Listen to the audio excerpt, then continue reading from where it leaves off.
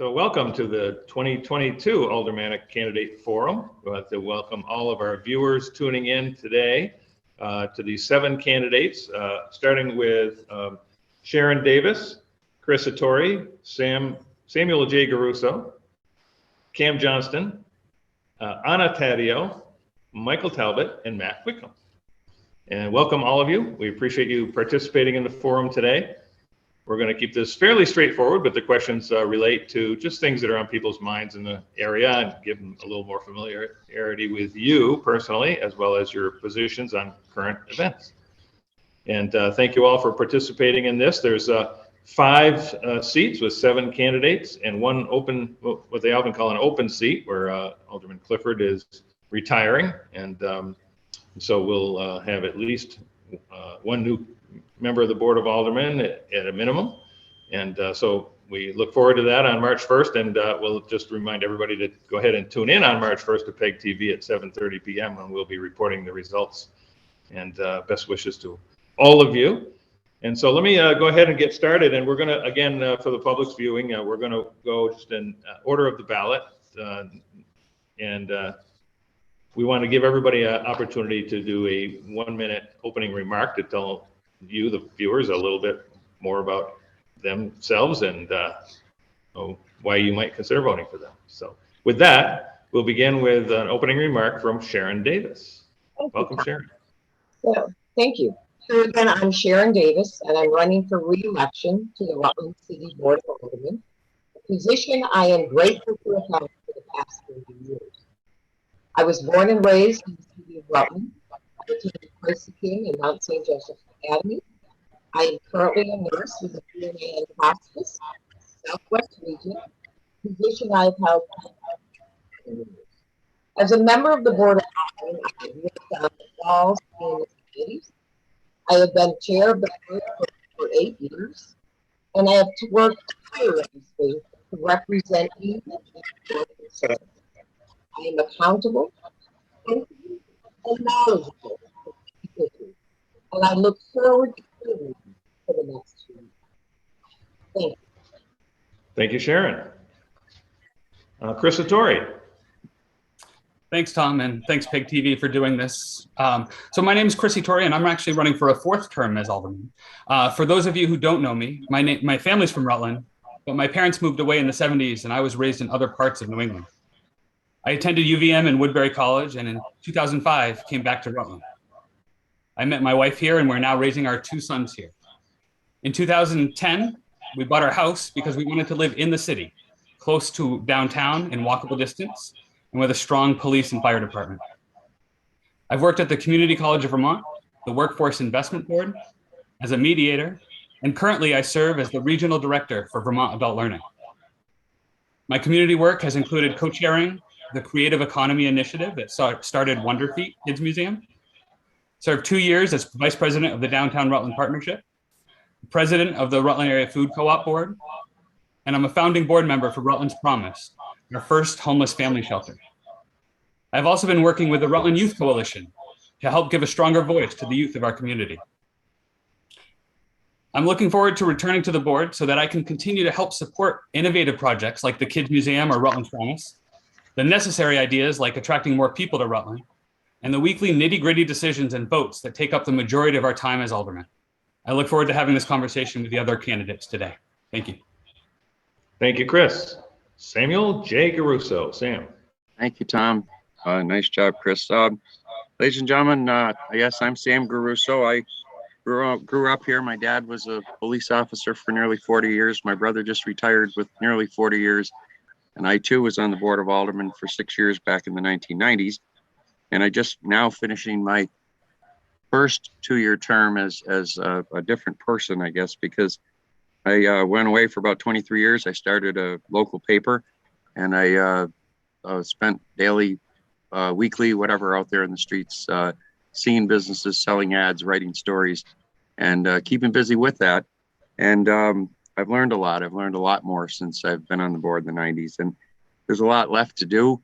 The pandemic has really affected us. It's affected the whole country, the whole state, and certainly Rutland.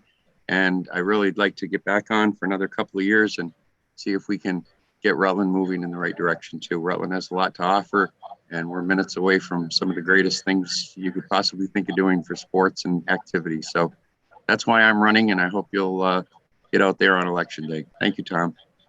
Thank you, Sam. Cam Johnston.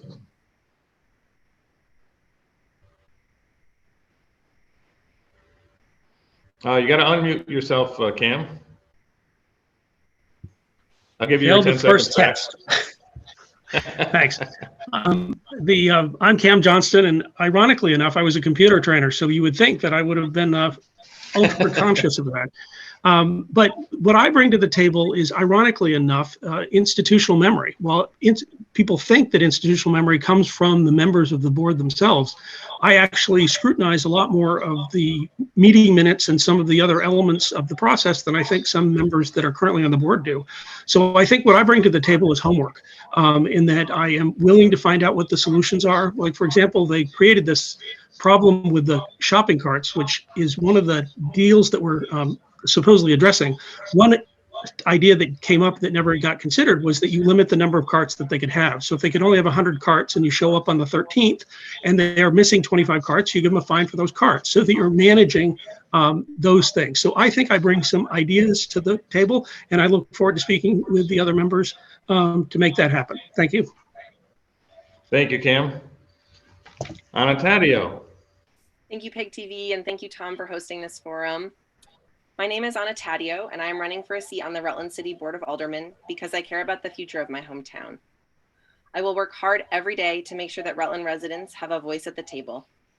I will listen and work to build consensus to ensure that Rutland residents and businesses have a place to thrive. It is important that we prioritize increasing job opportunities, manage the budget wisely, and guarantee that we have a healthy place to live and raise our families. Please vote on March 1st. Thank you. Thank you, Anna. Michael Talbot. My name is Michael Talbot, and I'm seeking a second term on the Rutland City Board of Aldermen. I live in downtown Rutland in a multifamily building I bought and renovated myself after recognizing the lack of high-quality rental units in the area. I'm a professor and chair of the Department of Media and Communication at Castleton University, and I'm chair of our faculty labor union. I've served on the board of the Vermont Academy of Arts and Sciences and the Vermont PBS Community Board. In my career, I've committed myself to helping working class and first-generation college students obtain a better future for themselves. I'm also committed to ensuring a vibrant future for Rutland. I use my skills and experience to help tell Rutland's story and ensure that our city is a place that people want to live, play, and invest. Thank you, Michael. Matt Wickham. Thank you, Tom. Thank you, Peg TV. And thank you to all my fellow candidates for being here today. So I am Matt Wickham, and I am seeking a third term on the Board of Aldermen. For the previous 2 years, I've served as the board's president. As you can imagine, it was a very unique 2 years as we faced the pandemic. But I do have to say I'm very, very proud of what we're able to do as a board, how we were able to work together and to maintain the city services that residents have come to expect. Despite some of the challenges we faced, we engaged in some great work and really set the table for Rutland to move forward as we come out of the pandemic. I'm excited for an additional term to see what we can do to grow our region, to grow our economy, to really diversify the region. I think we have all the prerequisites in place, and I'm confident we're going to deliver over the next 2 years. Thank you. Thank you, Matt. All right, we'll get right into the questions, and we want to start with one just as we'll call the warm-up.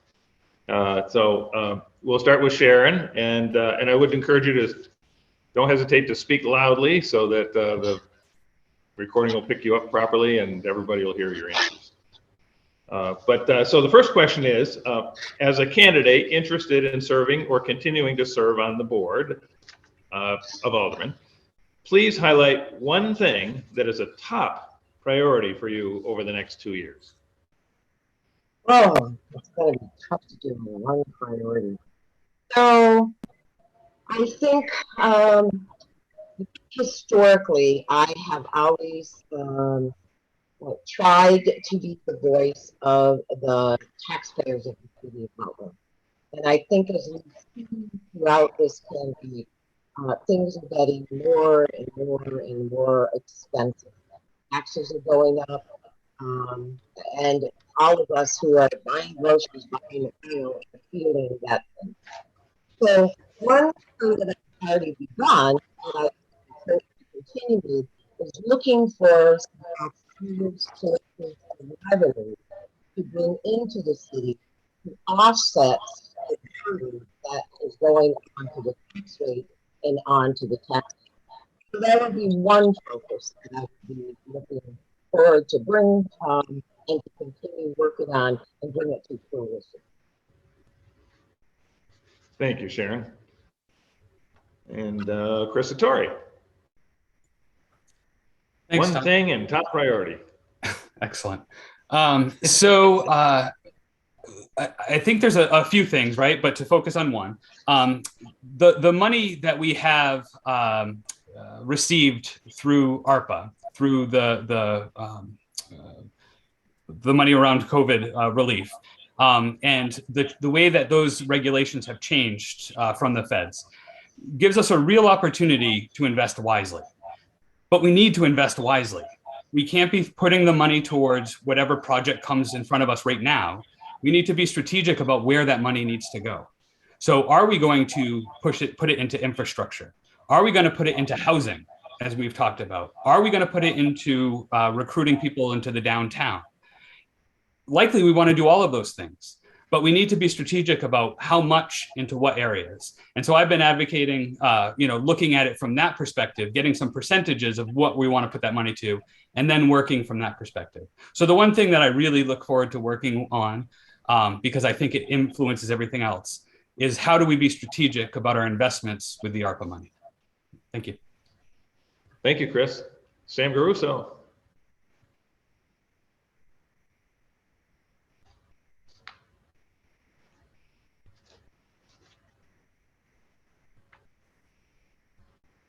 You got it. Oh, it went off again. Sam, you had it on and you're off again.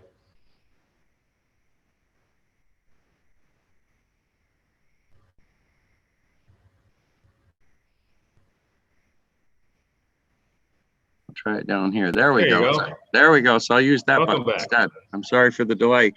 No worries. I'm good, thanks, and thank you very much for that great question. What I'd like to see, and I was looking, I'm chair of the marketing committee, and Alderman Tori mentioned the ARPA money. I apologize first of all, ladies and gentlemen. I've been having bad headaches, and I'm having one right now, and I've just had an MRI the other day, so hopefully we'll get to the bottom of this. But I haven't been able to attend some committee meetings, and I'd like to see some money spent toward marketing Rutland. Rutland really has gotten a bad rap in the last few years, and it just seems like when you talk to people out of state, they're still talking about the gangs that were around in the 90s. And it just seems that I'd love to see some money go into marketing what a great town Rutland is. And I feel safe here, and I enjoy walking the streets of Rutland and driving the streets of Rutland. And I think percentage-wise, we're just as safe as any other city in the country. We're a great, great city, and got a lot of good people here trying to help make the city better. So I would personally like to see us market and put some real effort into letting people know why we live here and what a great place it is to be. That's my goal. Thank you. Thank you very much, Sam. Cam Johnston. And I'm live. I think the thing that I uniquely bring to the table is that I probably walk around the city more than others, and I would highly focus on pedestrian safety. We've had some occasions where people have brought ideas out. It makes the front page of the Rutland Herald, and then everybody goes back and starts what they're doing again. And what I think the Bardwell Exchange, for example, that has been productive because I'm not aware of any accidents that have actually happened since they went to the four-way stop at that intersection. One of the concerns that I have is that they still are too much traffic oriented, because you have to wait 2 cycles in order for that four-way stop to kick in. So I think it would make more sense to have a situation of where you listen to the Bardwell folks and see if they're happy with the solution that came forward. It isn't just about being alive or dead. It's more important to make sure that on a daily basis, people are able to interact and feel safe in the environment. The other thing that I think that I bring to the table is that when we talk about pedestrian safety, it usually doesn't have a fine determination at the end. So I have lots of things to say, but the priority, I think, is we're putting too much emphasis. We need to have a walkable downtown. And so I think it's a win-win if we focus on that issue. Thank you. Thank you, Cam. Anna Taddeo. Yes, hello. When I speak to Rutland residents, one of the main issues that I hear people talking about is their high tax rates and concern over paying a lot of money. And so I actually have a plan to lower Rutland tax rates by advocating at the state level to implement the UVM weighing study. Basically, this study says it was done in 2020. And what it says is that Rutland schools deserve more money from the state than we are currently receiving. In order to make up that money, the burden falls on the Rutland taxpayers. So I will, if elected, work at the state level, leverage my connections, including state senators and representatives, and try to get this study passed so that Rutland residents pay less money in taxes and our schools are still adequately funded. So this would be a win-win for Rutland because our students would get the money that they need and Rutland taxpayers would pay less. So although I know that the Board of Aldermen is passing a resolution stating that they're in favor of this study, and I believe that happened at the last Board of Aldermen meeting, I would work outside of the board and try and work at the State House as well to get this study implemented. Thank you. Thank you, Anna. Michael Talbot. So a lot of good initiatives that I agree with and support, but my top priority is bringing a tax increment financing district or TIF district to Rutland City. I think it could be the silver bullet for economic revitalization and growth without raising property taxes. It worked in St. Albans, where they turned $20 million in investment into more than $75 million in grand list growth. And Rutland is well positioned to receive a TIF designation and prime for the same sort of redevelopment. There are a number of very visible properties around the city that need to be addressed, but it's tough for developers to make the numbers work in Rutland. A TIF district would allow the city to make infrastructure improvements like streetscape, water, sewer, and pedestrian safety at and around these sites, stimulating private investment in a previously blighted spot. Once we get the ball rolling, the momentum from TIF projects will promote additional investment in new projects around the city, potentially creating new, highly appealing properties for people to live in and open businesses. Part of pursuing a TIF district is thinking about a vision for Rutland 20 years into the future. What do we want to add to our city? What do we want to restore? And what infrastructure and development challenges do we need to get us there? We've done a lot of work on a TIF district this past year, and I want to see this project to completion during a second term. Thank you, Michael. Matt Wickham. Thank you, Tom. I would be remiss if I didn't say voters have to be delighted in hearing these answers. No matter who you put forth, you're going to have a great candidate with great ideas going into the Board of Aldermen. There's a mantra I like to repeat to myself, though, when I think of this, and that's you can't cut your way out of a crisis.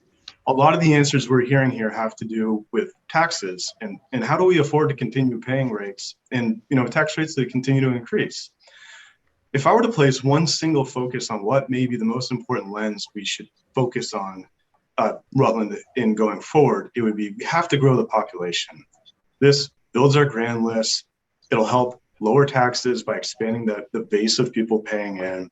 It'll help build the economy. It'll offer opportunities potentially for additional revenue streams for us to explore as a city. It'll help to build a diverse culture and offerings. It does all of the things that we really need in order to be successful as a community. So this will be my primary focus if reelected. Thank you, Matt. Okay, Sharon, we're just going to give the last easy question. No, none of them are hard, but this one is a real easy one for you. The Board of Aldermen have, as you know, 7 standing committees, and their members are appointed by the Aldermanic president. If elected, which one of the 7 committees are you most interested in serving on? Well, currently I chair finance and public safety. Public safety has always been kind of dear to my heart. I've worked pretty closely with the fire and police departments over the years. But right now, I am in finance committee, as it's been discussed. We are taking the ARPA funds. The city received $4.4 million in ARPA funds to do COVID relief. And we have $7.5 million worth of requests. So we are currently working on those requests. And because Mr. Torrey spoke, we're looking at what is infrastructure, what is IT, what all of these that we're able to accomplish will save the taxpayer dollars because they do not have to, it won't fall onto the taxpayer, will not have to be bonded for. So that has been a very interesting process, a long process. So I guess that's it. I think it's great. I choose to stay on the finance. Thank you, Sharon. Chris Tori. Thanks, Tom. The benefit of having done these before, we've gotten this question, and it's an enjoyable one, and I'll say the same answer that I've said the previous times. Community and economic development. Quite clearly, that's where I have spent a lot of my work, right, with the creative economy, with the Kids Museum, with Rutland's Promise. I have attended most RRA meetings since about 2013. That is the passion, but to Alderman Talbot's point, that's where we can really make a difference in the Rutland community. That's where we can really see some change and envision the future.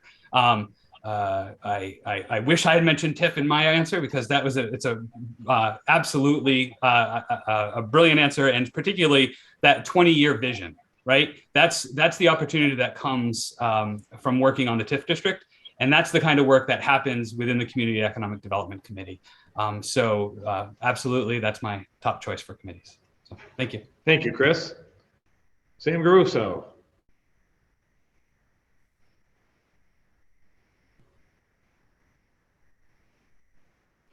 Yeah, you had it off and it's back off again, Sam. There we go. I'm sorry, guy.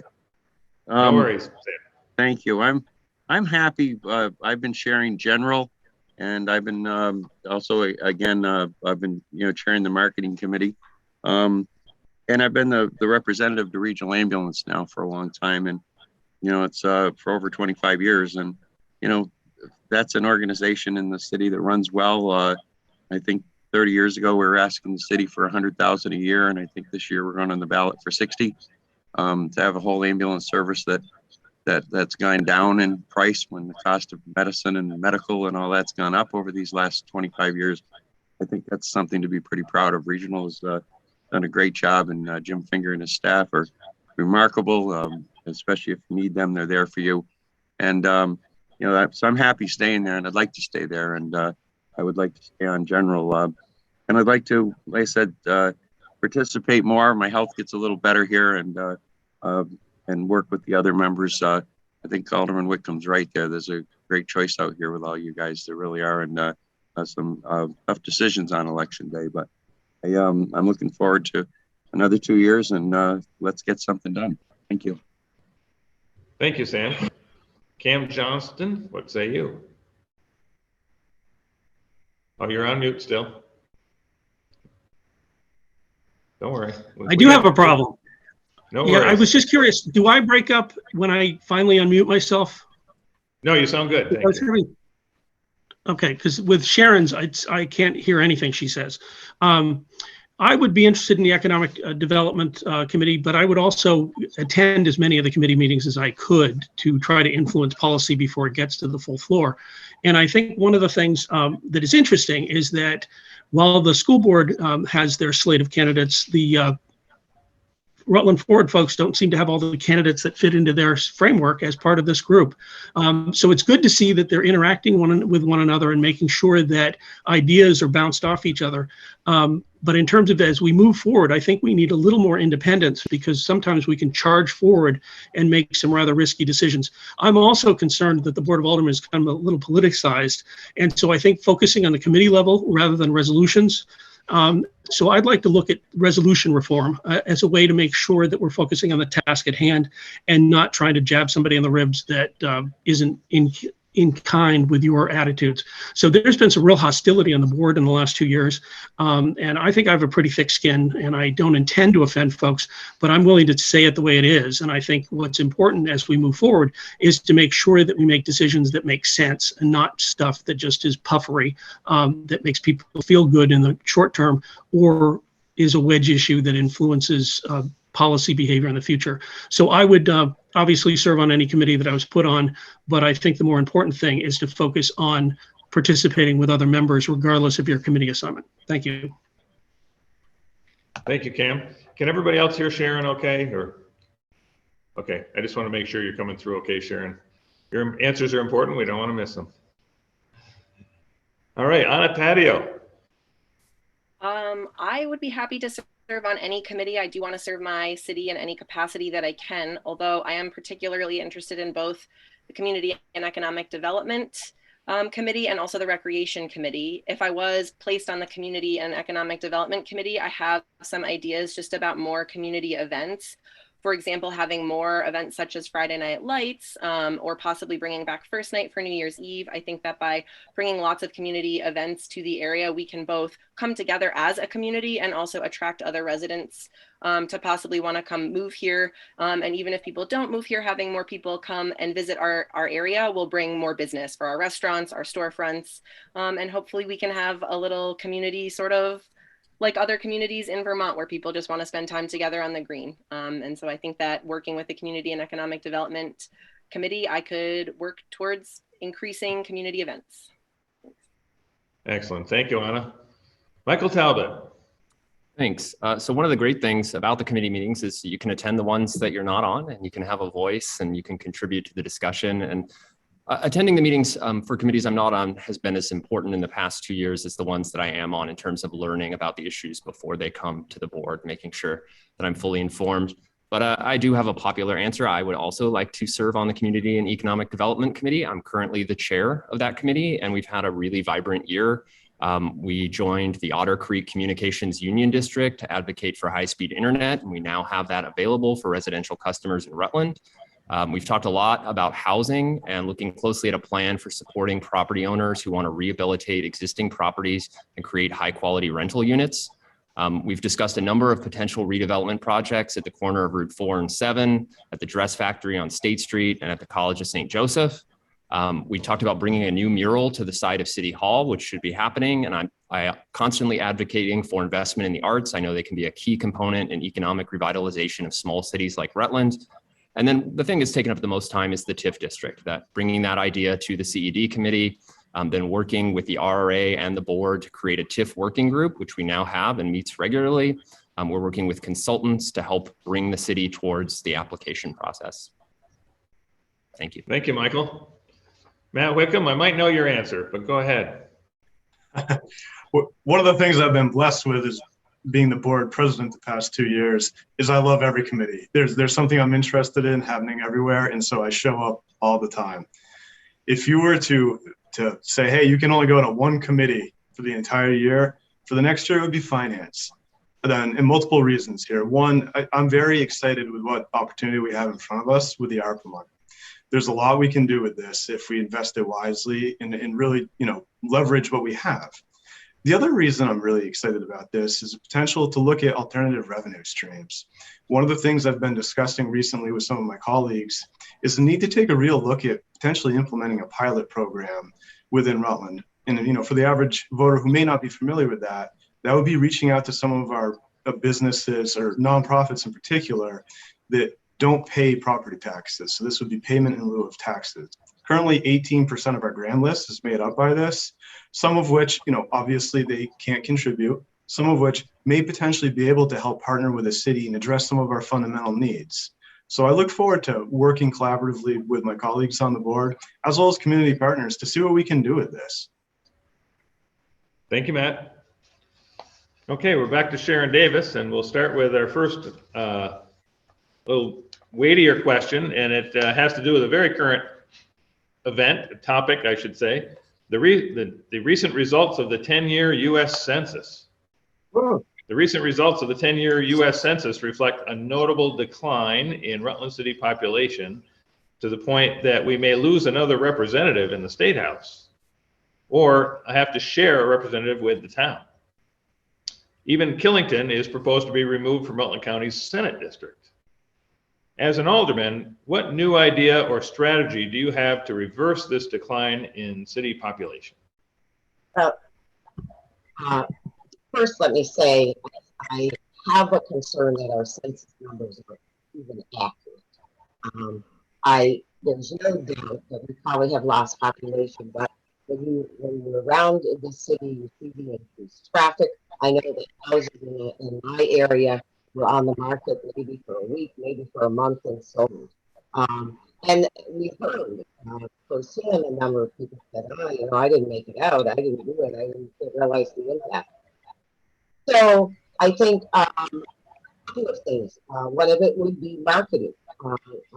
Another would be working with a plan that's happening downtown, possibly called Hub, where you could get folks who maybe work in Boston or New York City or Philadelphia or anywhere who would be able to come and live here in Rutland City because of the just the quality of life that we bring to them, and to spend their full time for their businesses on a remote spot. Also, at the board has supported the Afghan relocation. Those families will start relocating to the area soon. We're unsure of what the numbers that we will get. So I would start with my experience. This is a good place to live with. Let's work on this hub, give people an opportunity to live here and work somewhere else. And I think this is probably one of the most, if not the most, welcoming community ever. And I think once people see this, they're going to be glad to stay with it. Thank you, Sharon. And I just want to take a second to check with our producers and make sure you can hear Sharon okay. Yeah, so we're still having a little trouble hearing you, Sharon, and I just wanted to express that because I want to make sure that you speak nice and loudly. Don't worry about waking up the neighbors. Because we don't want to miss your all of your answers. I just know what else to do. I mean, it looks like everything's on. So yeah, so that's actually better. So maybe if you just keep speaking closely to the microphone. Do I need to repeat everything, or are we okay? We're good. Is it saying no? A thumbs up on the at this point, but I'll let you know if it fades out any. All right, sorry about that, but thank you. Important program note there. Chris Satori, what's your answer? I know you got the answer. A single answer, Tom. So the question was about our population, a concern about our census numbers. Yes. Back in 2015, this was an issue that we were talking about, but not as severe. You know, Alderman Bloomer, former Alderman Bloomer and I had talked about how do we recruit remote workers. We are farther along, and we have seen the population continue to drop. And now we have opportunities to recruit remote workers.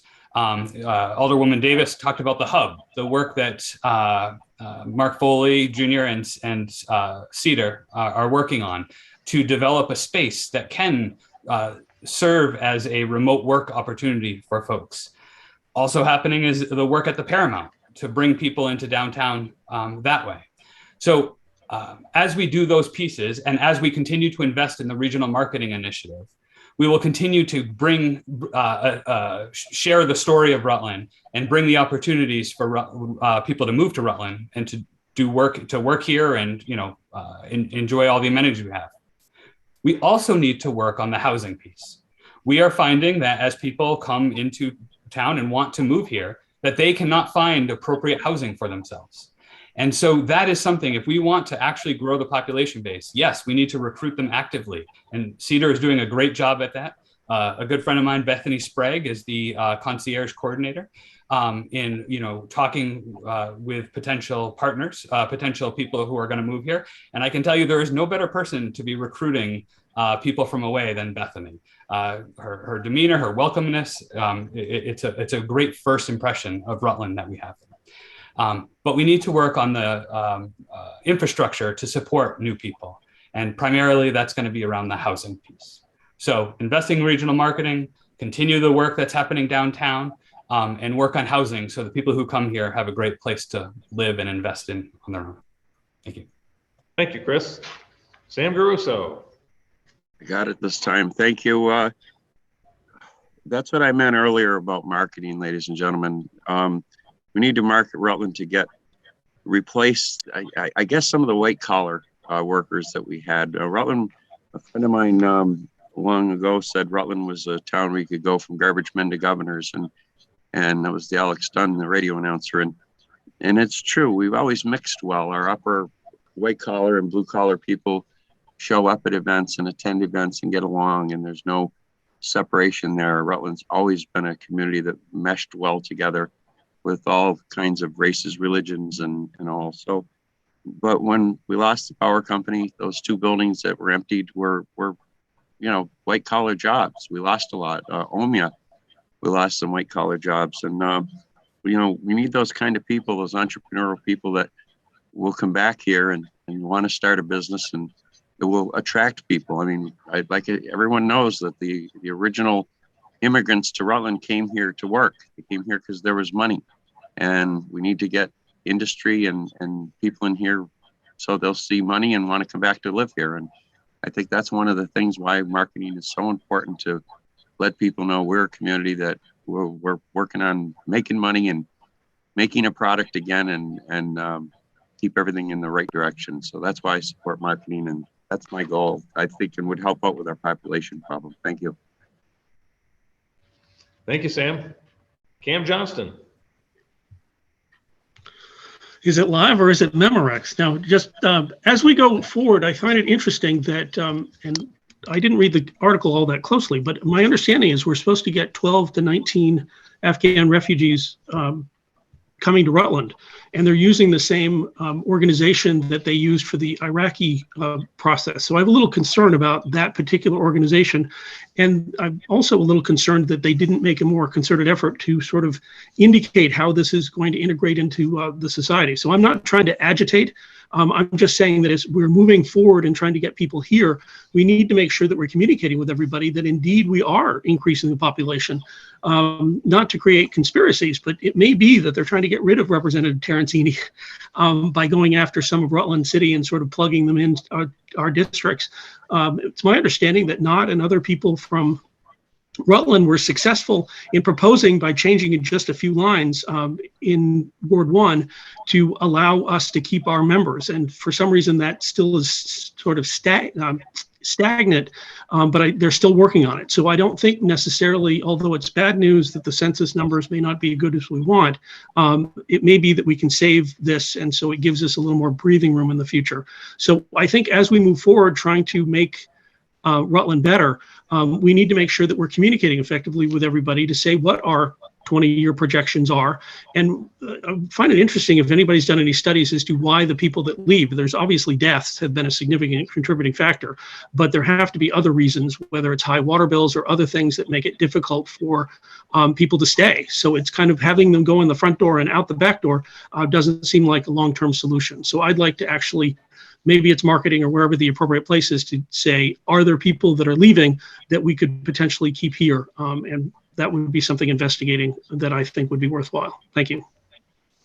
Thank you, Cam. Anatadio. Yes, we can grow our population in Rutland because this is a great place to live. I am born and raised in Rutland, went through the Rutland school systems here, and consider Rutland to be a phenomenal, phenomenal location for people to live. Rutland is a place where people want to raise families, and we can support them. We need to find ways to increase high quality, affordable housing for the people that are already here, and then also to attract more residents. We need high quality, affordable housing for both renters and for homeowners. Another issue that I hear Rutland residents talking about is lack of access to high quality, affordable childcare. And I think that if we look for ways to either increase existing programs such as Tapestry or figure out other ways for after school programs, that would alleviate burdens on families and possibly attract other families to want to come here. And then lastly, I really, again, to reiterate about community events and having a vibrant community filled with the arts, supporting our farmers via farmers markets, music in the park, the Vermont State Fair. There are plenty of events that happen here. And like some other members of the board have mentioned, we can advertise those out of state to attract other people to want to come here, both to just stop by and spend their money, and then also to move here more permanently so that we can grow our population. Love that. Excellent. Thank you, Anna. Great place. All right, Michael Talbot. All right, so I serve on the regional marketing committee that oversees the regional marketing initiative that works to recruit new residents to Rutland.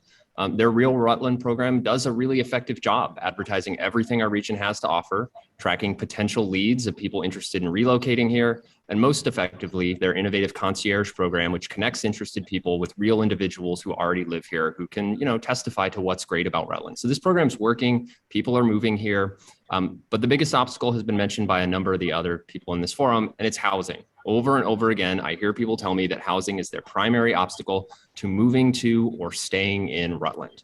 I hear it from young people who want to move out of their parents' homes and can't find an apartment.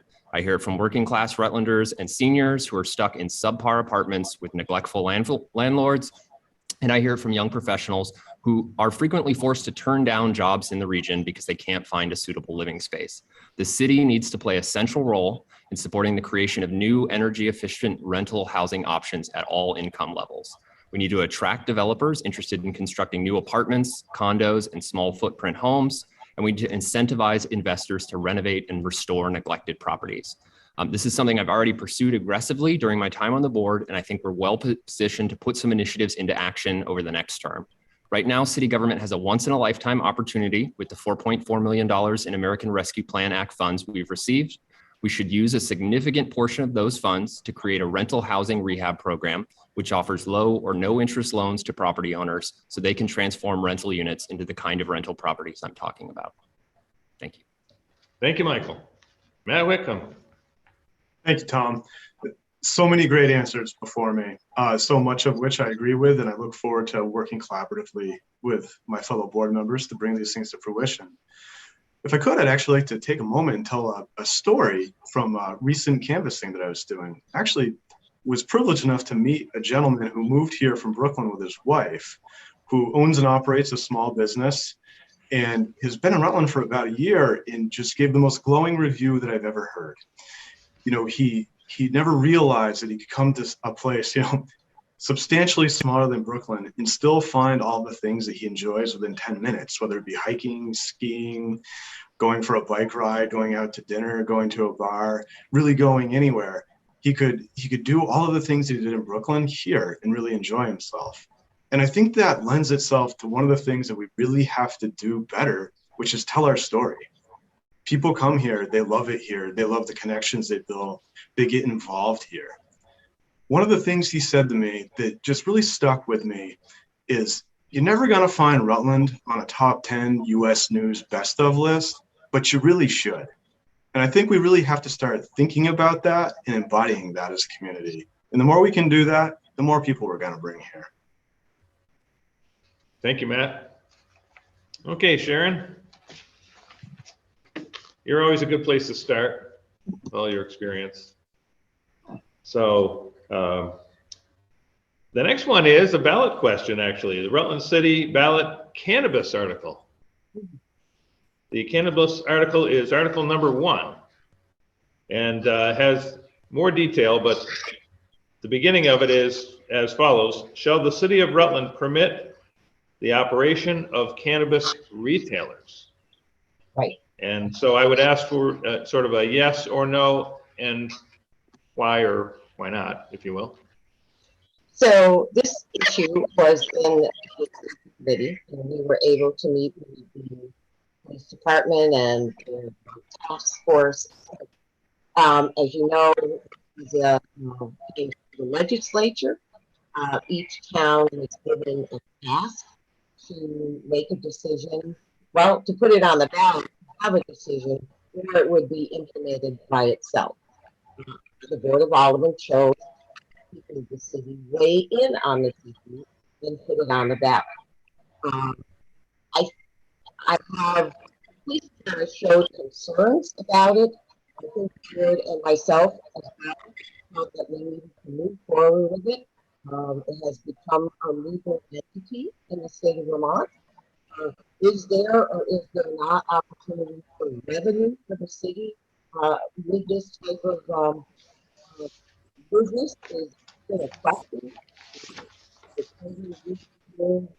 So there is opportunities for some revenue for us. It would be better controlled than if you went to a street corner and bought it from somebody else. We all read that some of the cannabis has been mixed with other drugs and have been unfortunately deadly to folks. This would certainly be very well controlled and very well monitored. So at this point, I would say that I support it putting it on the ballot, and I would hope that giving folks the opportunity to their mind, yes or no.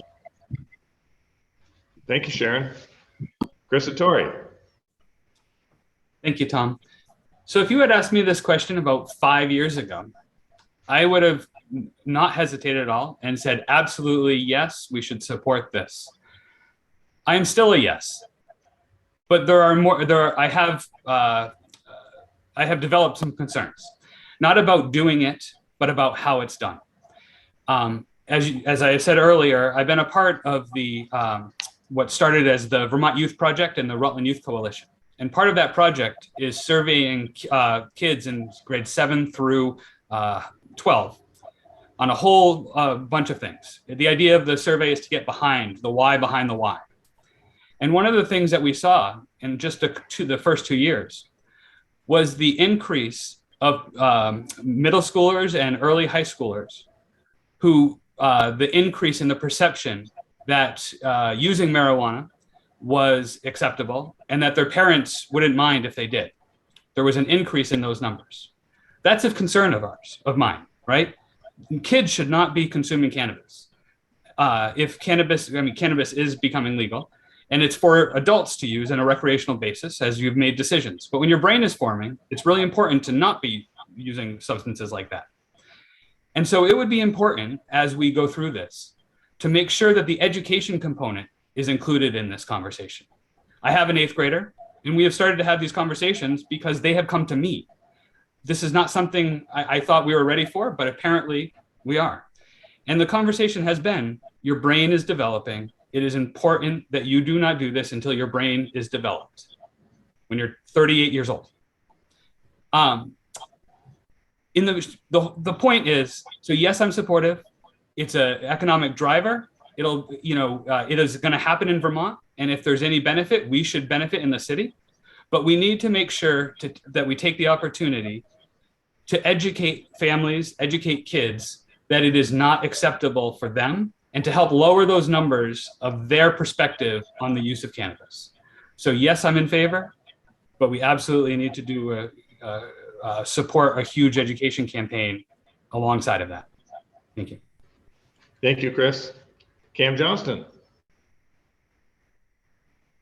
Actually, Oh, wait a minute. isn't it Sam? Actually, I want to go to Sam Garusso. Sorry, Cam. I'm still here, Tom. Can you guys hear There me? you go.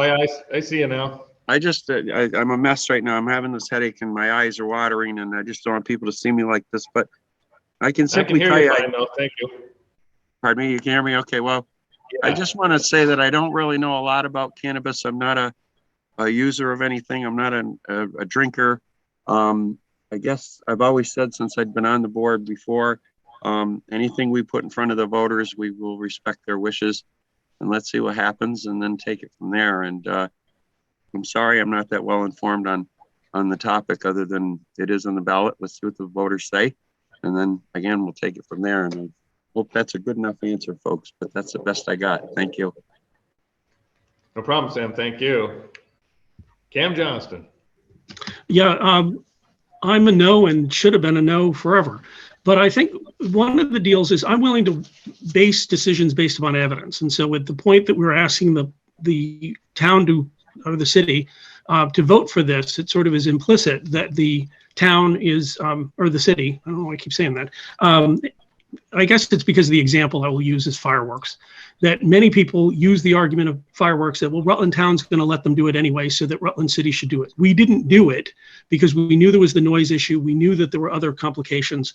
And so ultimately Rutland Town kicked the fireworks out of town. And now they're going to Fairhaven and Pittsford.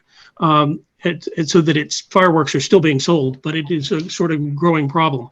The thing I have against legalizing the commercial enterprise is, one, we've done it slowly and have not necessarily addressed all the questions that the board is supposed to.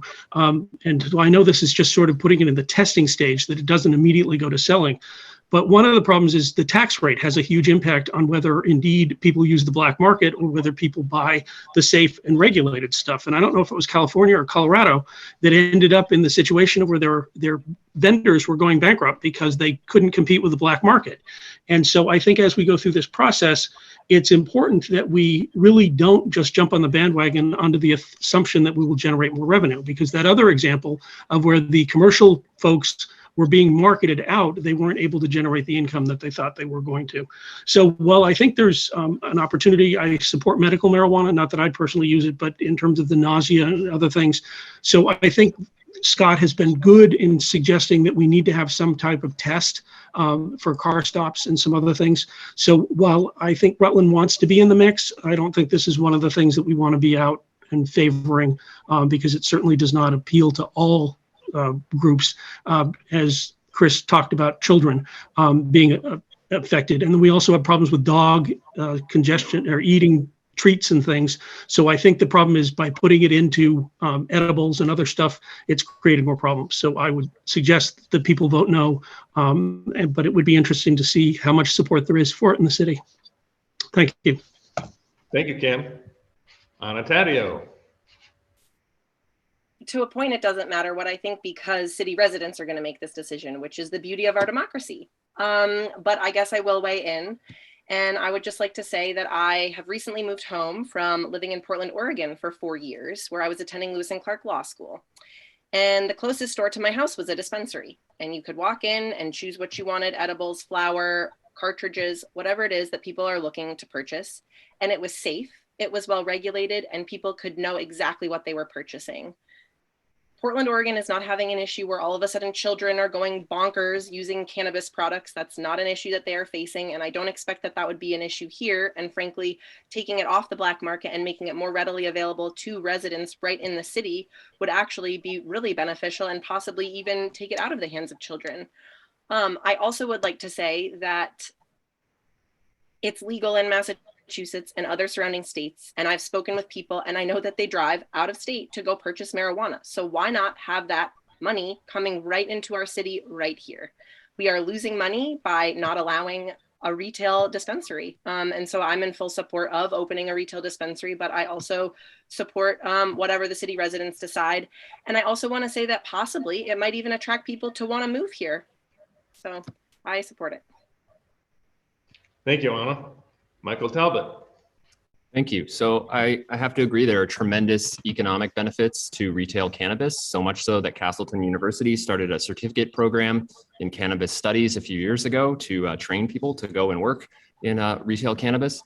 In 2019, Colorado collected more than $302 million in taxes and fees on medical and recreational cannabis. The legal cannabis industry contributed more than $80 million to their local economy in 2017. We need that kind of money here in Vermont and in Rutland. A study on the state of Nevada indicates that legalizing recreational cannabis in that state could support over 41,000 jobs till 2024 and generate over $1.7 billion in labor income. There are estimates that at least 81,000 additional direct, indirect, and induced jobs in California resulted from legalized cannabis sales. As Anna mentioned, currently there's a significant number of people from the Rutland region who travel to Massachusetts to purchase legal retail cannabis products there. We need to keep that money in Vermont and in Rutland. Legal retail cannabis makes cannabis safer in the long run. We don't see a lot of people buying black market bourbon or ibuprofen just because it might be cheaper. People want products they buy to be well regulated and safe. Absolutely, we need to undertake this process thoughtfully and carefully to address exactly the kinds of concerns that Chris brings up. That's why if voters approve this ballot item, the Board of Aldermen then has the power to create ordinances and support structures like an education component before retail cannabis begins. Thank you. Thank you, Michael. Matt Wickham. Thank you, Tom. I actually think the way in which city residents should be thinking about this is, regardless if Rutland approves or disapproves of retail cannabis, this is happening. It is going to be all around us, and we have a choice to make. Do we want to potentially have that revenue here, or do we want to miss out on that and still be faced with mitigating all of the risks associated? Now, speaking to some of the pros we could have from a retail cannabis market, it may not necessarily be the revenue from the sales itself, but what I would refer to as the halo effect. If we create something within Rutland that is a destination, it draws people, as we know, from miles around to come here to shop for cannabis. They're also going to spend money in our local economy in other capacities. This could have an incredible net benefit for us. It may actually be that the revenue that we do obtain from retail cannabis is what we use to fund mitigation strategies. We know that we don't want children smoking marijuana. We know that there's certain people out there who are more vulnerable to the effects, and we do have to engage in an education campaign. I think if we approach this thoughtfully and strategically, we can literally have our cake and eat it too. We can have increased revenues while mitigating the risk that could potentially exist. I'm looking forward to Rutland entertaining this and doing what's necessary.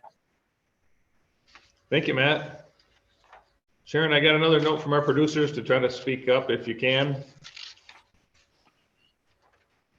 Welcome back, Sam. Okay, so on to the next question. Thank you all very much. Your answers have been excellent. So the next question is, the city of Rutland has traditionally voted by Australian ballot, with a simple majority of registered voters deciding the results. There are municipalities in Vermont considering changing the rules to allow different methods of determining voters or winners. An example, ranked choice voting. If elected alderman, would you maintain our current voting structure or be in favor of a change? So this issue of ranked voting came before the board several years ago. We had some discussion about it. It didn't really grow any legs. I know, if I recall, I haven't thought about this in a long time. If I recall, it was voted first, second, and third candidate. I believe if the primary person that you voted for did not receive 50% of the vote, then we look at the second person, third person. And I think there was a lot of confusion. I think there was a lot of discussion about is it a voter's vote? Because technically, the person who was a top vote getter, could be not the winner of the race. So currently, I would say I am not in support of it because I don't have, as I said, I haven't thought about it in a while. I don't have enough information, and I feel that voters' voices, the person who wins with the most majority vote should be the winner. And so at this point, I would say it would be Australian ballot. Thank you, Sharon. Chris Attore. Thanks, Tom. It's an interesting question and one I need to learn more about. That being said, I did live in Burlington for a number of years, and that it was the process for a short period of time until I believe the 2009 mayoral election, where voters were a little upset about the way it happened, and I think they removed it. They pulled it back. The benefit that I'm aware of is that it would help lesser known candidates, lesser funded candidates get some support. If nobody got to 50%, you could still feel comfortable voting for, sorry, that's not the way to say that. If nobody got to 50%, then as Alderwoman Davis said, the person who got the least amount of votes, they're knocked out, and their second place votes are given to the other candidates. And how that happens, the benefit of that is that people might be more likely to vote for the candidate they really, really want, even if they don't think they have a choice, because they know that if they didn't do so well, their second choice could get the election. That's a real opportunity to help lesser known candidates, lesser funded candidates get ahead of the issue, get into office. I'm not sure if it makes sense. I would love to see the data. I'd love to see how it works out in different examples. In the Burlington example, the Republican Kurt Wright was the top vote getter. We all know Burlington is not a Republican town. And so once they went to ranked choice voting, the progressive, who was the number 2 candidate, got all of the Democrats' votes and became the top vote getter.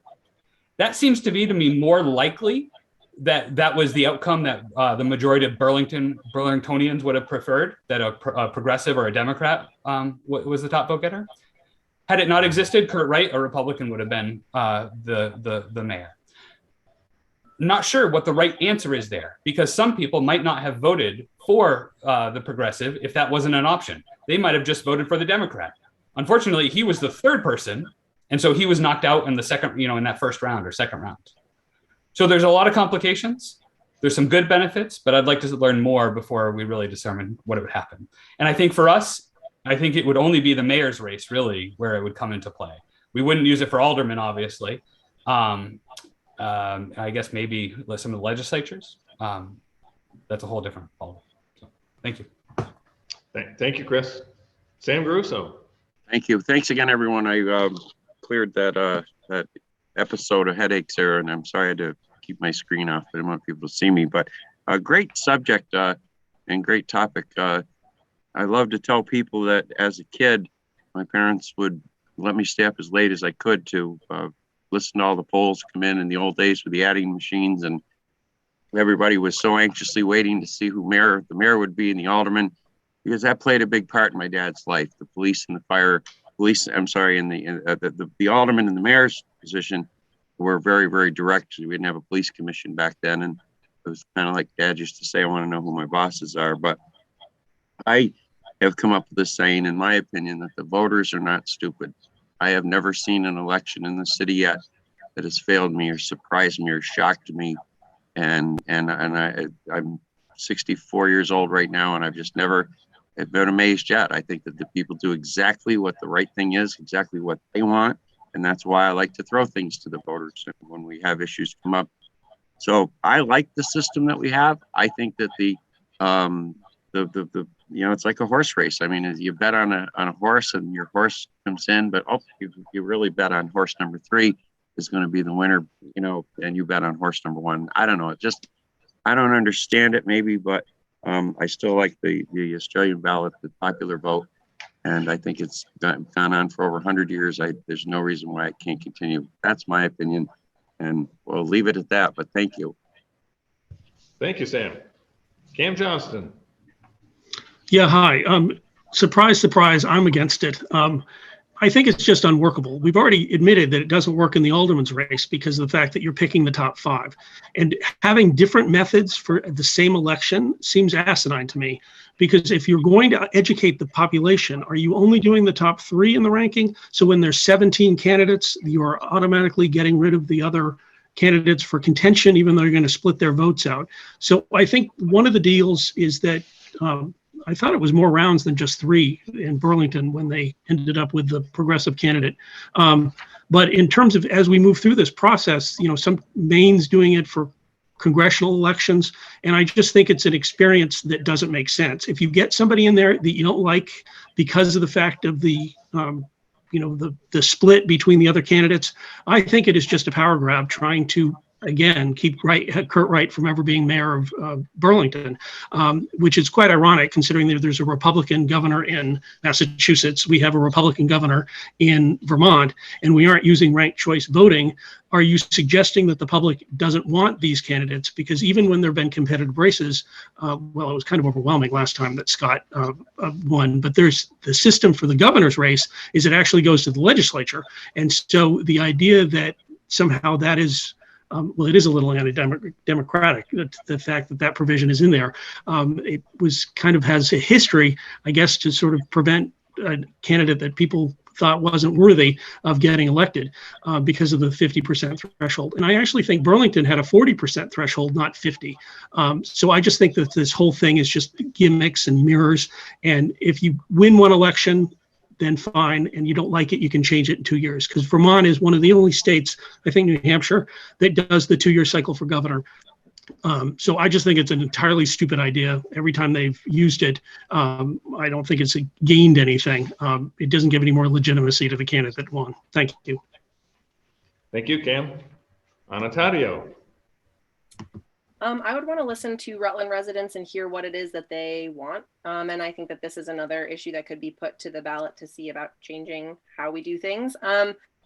But the benefits of ranked choice voting are that it requires candidates to build broad majority coalitions, which means that the candidates need to reach beyond their usual base and look for support in other areas. So when you actually do have the actual outcome of the election, it more accurately reflects the will of the voters, and office holders are actually more accountable to a broader and more diverse electorate. So there are a lot of benefits for the city as a whole that come along with ranked choice voting.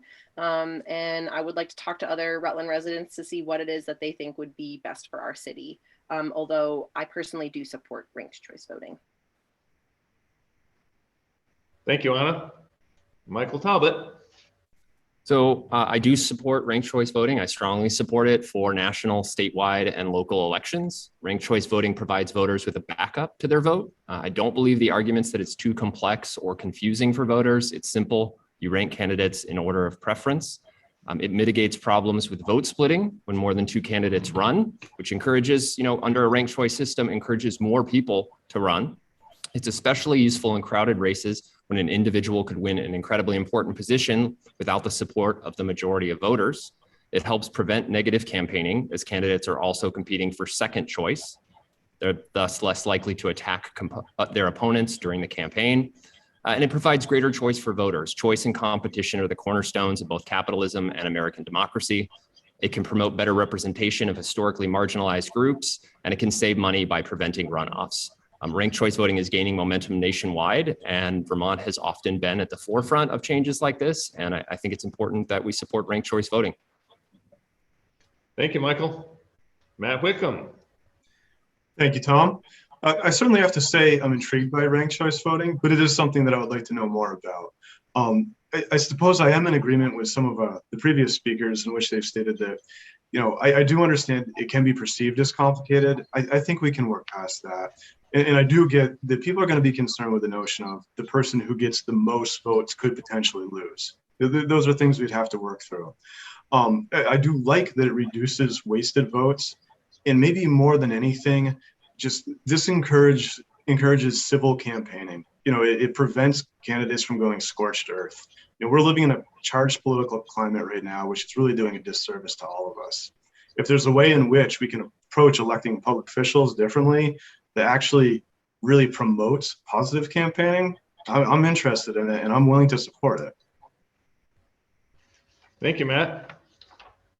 Okay, so Sharon, the next question circles back around to an item that has been mentioned a couple times here tonight, the ARPA funding, the American Rescue Plan Act, ARPA.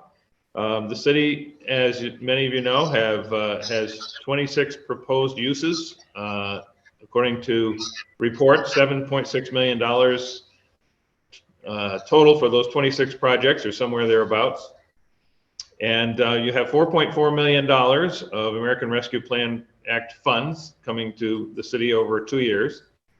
So the question is, as a candidate for alderman, which priority from the list or another project should receive the funding, in your opinion? Well, I think I support them all. I think it's unfortunate we don't have the $7.6 million. So I support the variety. I support the request for the county to improve the Richardson building for the proposed use. I see that would bring in additional rooms and meals and revenue. It will bring folks to downtown. I think it's a positive. I support the hub. As I stated before, I think that project is going to be critical to getting folks downtown, people working downtown, people working remotely who will be able to move and live here. There are infrastructure needs, wastewater needs, I support those as well. I support the marketing, not marketing, but the housing issue, to look at market rate. I'm trying to say, excuse me. So to look at that issue of market rate housing. There's also been a vision to have some business competition that would help grow businesses area. So I think that's the diligence that this committee has done for the past few months is look at these funds. I don't think there's one that comes from another. They all bring something important to the request. And I think that the difficult part is how do we make them work and what's the benefit to the taxpayers of the city? Because some of them bring revenue back to the city. Those are the things that we're all really trying to gauge. And I think the finance committee has done an incredible job vetting all these. Thank you, Sharon. Chris Torrey. Thank you, Tom. Alderwoman Davis has done a great job running those finance committee meetings. I've attended, I think, all of them. I might have missed one, but she's done a great job trying to work through the process there. Some of the other members, and actually I don't think Alderman Neary's on the committee, but have developed these matrices to go through and work and try to evaluate the projects. All of that was being done when we were under the impression that the money needed to be spent in very specific ways for very specific purposes. Since then, the final rule has come out and it has opened it up, and the opportunities are a lot wider. So certain projects came through the administration, different departments, I'm not sure how much they work together, but different departments brought together their projects. And the committee has been going through saying, oh, what are the right projects? The mayor did do a public hearing and got some feedback in that process. But now with the change in rules, I think it's time to take a break on that and look differently at it. One of the things that was mentioned here, I think Anna mentioned it, was childcare. Childcare is a critically important part. That wouldn't have been covered previously in the original rules. But now with the new rules, perhaps there's a project there that we want to put money into, right? We haven't talked about developing a capital improvement plan until recently at some of these ARPA meetings. Perhaps that's something we want to put money into. So yes, I'm supportive of the hub. I'm supportive of the Paramount work, as Alderwoman Davis said. I would be supportive of housing projects. But I think we need to take a step back, say, where do we want to invest our money and be strategic about it? And now we need to have a different conversation about what are the other things that we can do with this money. Childcare, housing, all great projects that are not on the table right now, but should be. So of the projects that are there, Alderwoman Davis spoke to some of them. I'm in agreement, but I think we need to take a step back and figure out where we need to invest the money. Thank you. Thank you, Chris. Sam Garusso. Yes, thank you. First of all, I want to commend Alderman Davis. I think that she's done an incredible job with the Finance Committee, and there's so much work that she's been involved with. There's been so much needs, wants, wishes of digging through. I looked at that matrix at the last meeting. It's just incredible that she can handle all that, and I commend her, and I do. She's, I hope, a longtime friend, but she's a very, very effective member of the Board of Aldermen, and that is a huge undertaking. And I don't want to criticize any of the expenditures or the people that have made their request. They feel in their heart this is what this money should go for, and that's what makes it hard for the committee chair and probably the rest of voting members of the committee to have to separate or whatever when you got to disappoint someone because there's more need than there is money. But I don't think the Herald did me any justice when I had run into the reporter at a snack bar and said, how about a concert? And he said, what do you mean a concert? I said, well, I'm not a huge concert goer, but seeing Lady Gaga on television, and you look at her audience, and Tony Bennett in the audience and the upper echelon people close down the Rutland airport for about 4 hours, bring her in, have a portable stage, let her do a show here, advertise all over that we have a free concert, a 4-hour concert. People would come out of the woodwork, and that upper echelon people she appeals to, and it doesn't have to be her, but I'm just saying that type of entertainer. It brings people in because I've been in the business, and I know that people would say to me, gee, I turned on the radio and I never knew that. I opened up the paper and son of a gun, I learned all about that. And people would come in and go, whoa, look at Rutland.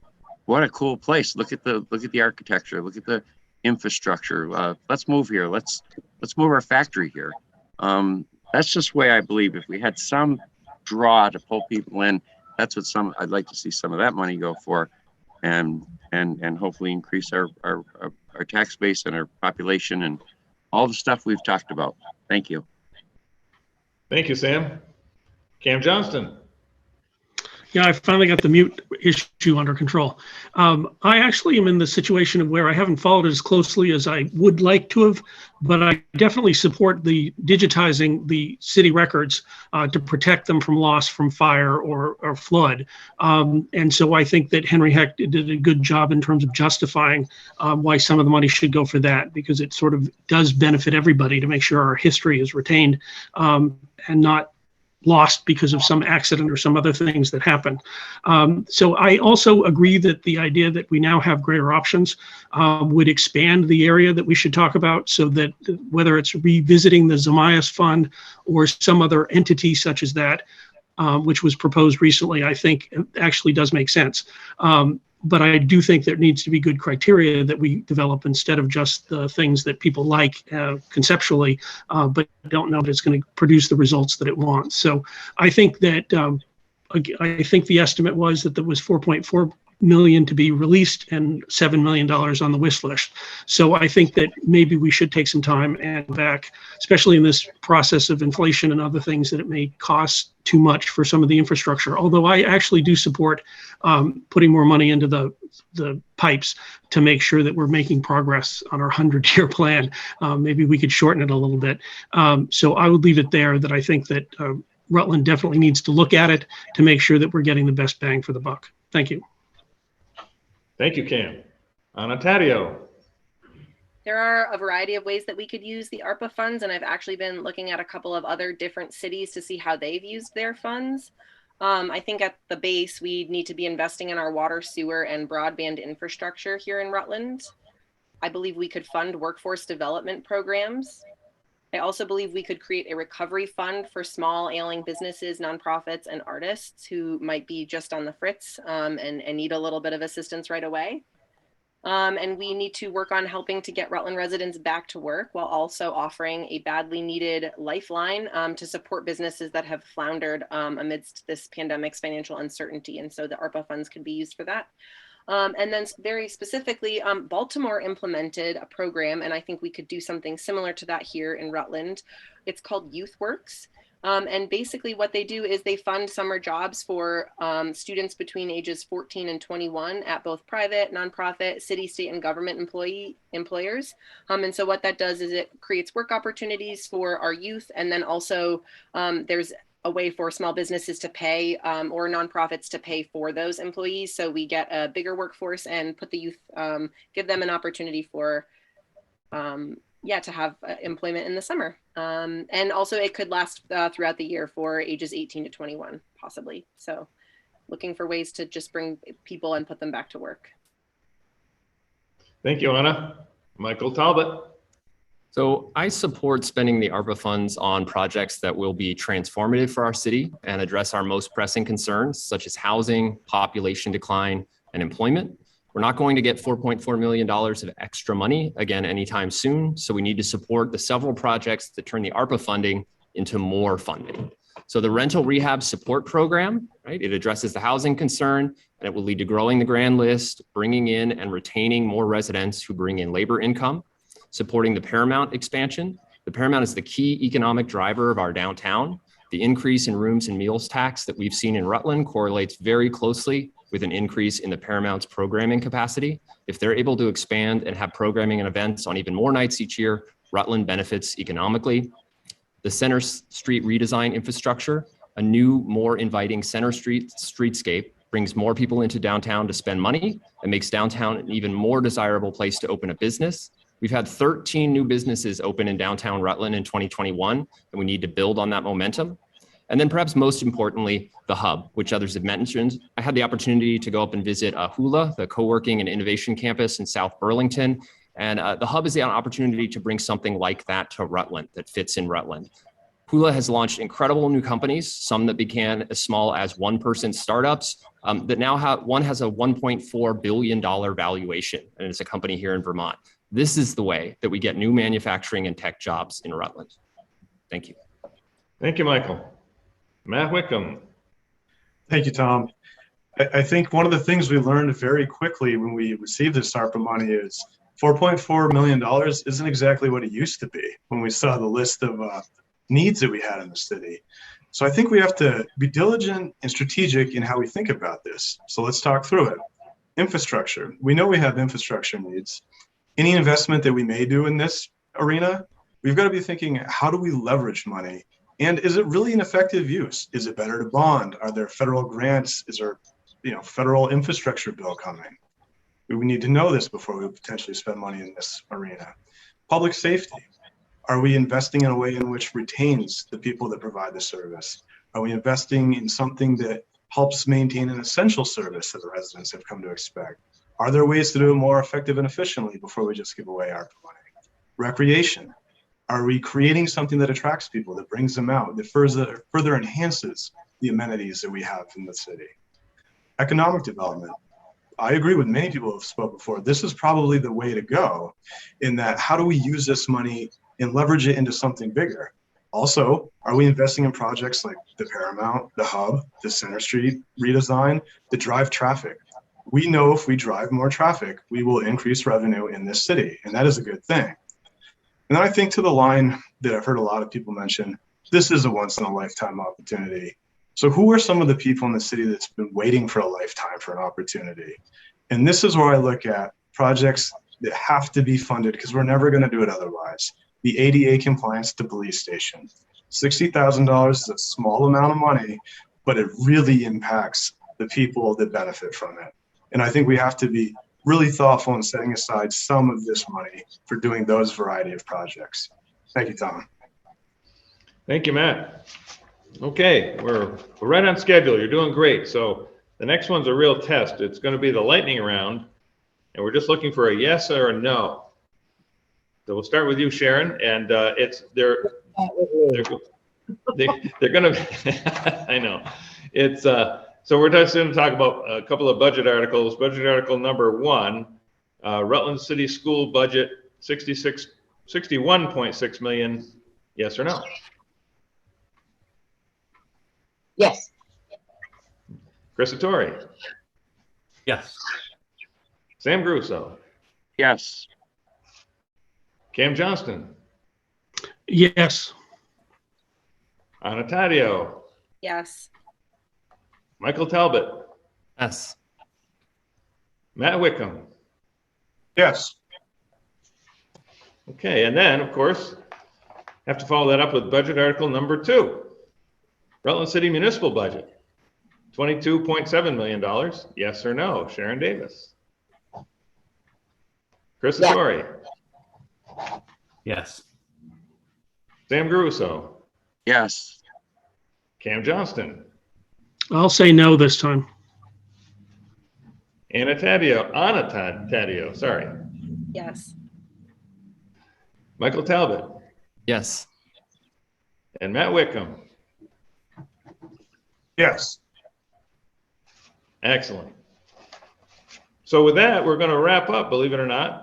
We're right on schedule. And I want to just say that if I think we had to change the charter so we can vote for 7 this time around because, wow, what a great group. The voters are going to have a tough decision to pick 5 of you, but boy, tremendous answers. A little diversity in there, and but all right on point in many respects and very thoughtful. And I think we've just got a tremendous selection of candidates running for 7 for 5 of the seats on the Rutland City Board of Aldermen. And I thank you all for running as a Rutland City resident lifelong. I appreciate you stepping up. A lot of people want to stay away from politics right now. So, for the 7 of you to be willing to put your name on the ballot, to serve the city in this capacity is much appreciaed by many of us out here. And I thank you for that.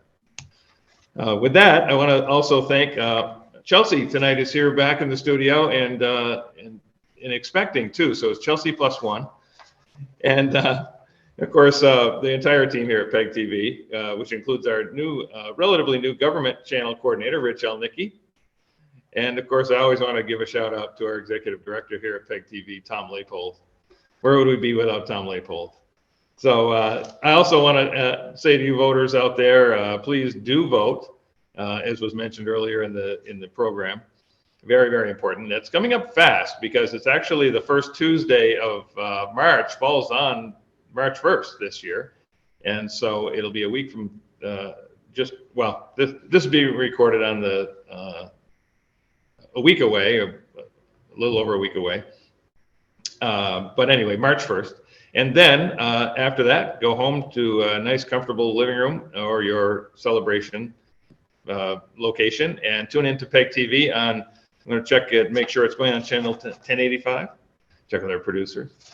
And so on PEG TV on Comcast, it'll be on 1085 if you want to watch it on television, but you can also watch it on your favorite handheld device. So we will be broadcasting live on pegtv.com as well as Facebook and so on, so that you can watch it on your phone or your iPad or whatever your convenient device is that you want to watch this program. That will be on March 1st, so we'll let you know the results of the election. But in the meantime, watch our schedule and their social media, Facebook, Twitter, etc., for announcements on this program. It'll be repeated many times between now and the election. With that, for PEG TV, I'm Tom Donahue, and thanks for watching.